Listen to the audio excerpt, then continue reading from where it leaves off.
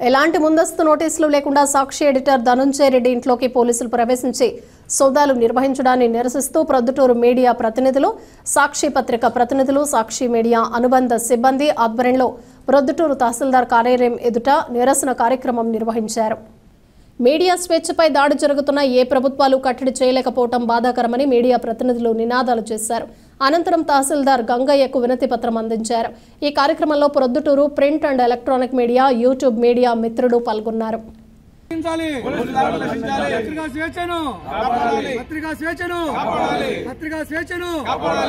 సాక్షి దినపత్రిక editor are Dhananjaya Reddy ఇంటిపై ఎలాంటి ముందస్తు అనుమతులు లేకుండా పోలీసులు గురువారం దాడులు చేయడం జరిగింది. ఇది పత్రికా స్వేచ్ఛకు భంగం వాటిల్ల చర్యలు తీసుకోవడం తగదు. పత్రికాధిపతి అయి ఉండి పోలీసులు పత్రికలపైన ఇలాంటి చర్యలు తీసుకోవడం తగదు.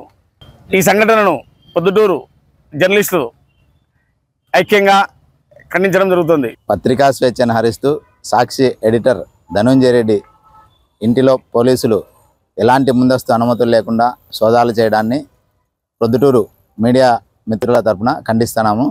మున్ముందు ఇలాంటి చర్యలు తీసుకోకుండా ప్రభుత్వం కూడా రక్షణ కల్పించాలా. మీడియా వ్యవస్థ పైన ఎన్నోసార్లు దాడులు జరుపుతున్నా కూడా ప్రభుత్వాలు స్పందించడంలే. దీన్ని ప్రతి ఒక్కరూ ఖండించాలని కోరుకుంటారు.